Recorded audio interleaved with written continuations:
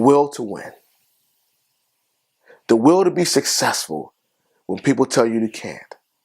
When the goal, the task, the thing that's in front of you seems like it's either so far away or it's so big you can never accomplish it. You can never overtake it. You can never overpower it. You can never be successful.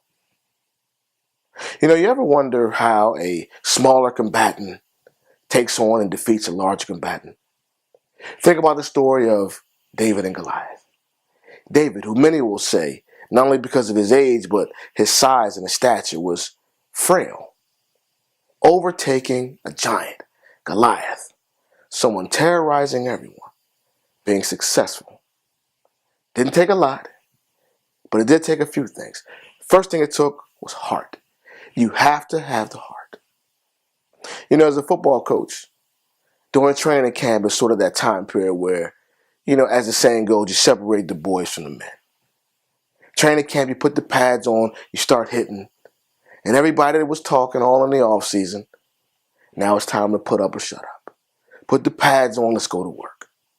Separating the guys that just want to talk about being successful and the guys that really want to be successful. And a big component of that is heart, the desire to win, the will to take on someone or something in front of you that may seem unbeatable and beat it and be successful. In addition to the heart, of course, it takes focus. And the focus is very important because whenever you have a challenge or an item or an opponent that's larger than life that's in front of you, there are going to be a lot of people that tell you, don't do it. You can't do it. You don't want to go up against that. You don't want to try that.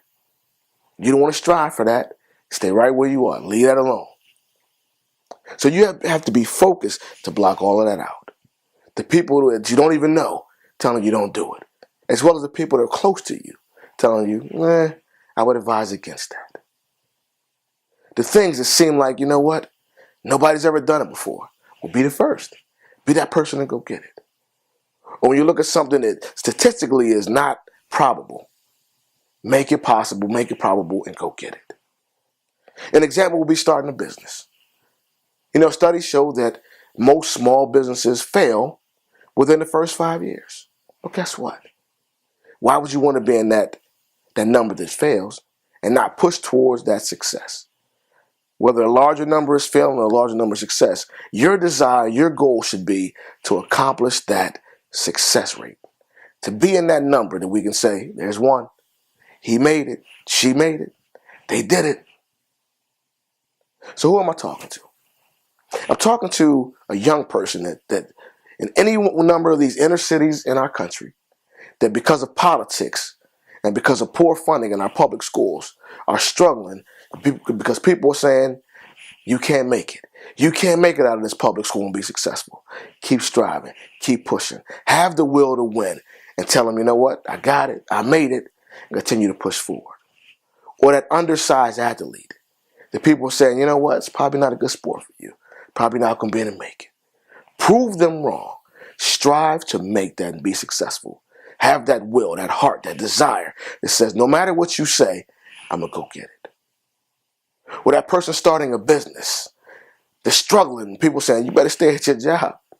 You're getting a steady paycheck. Why would you leave that to start a business? Why would you leave that to follow your dream and use your gifts? Fight against all of that. Strive to be successful and go get that business. No matter who it is, if you truly want to be successful and accomplish anything in life, then you're going to have to be tough enough to get over some obstacles.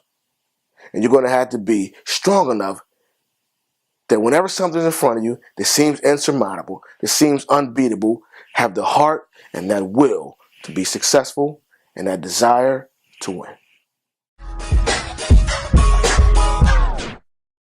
Oh,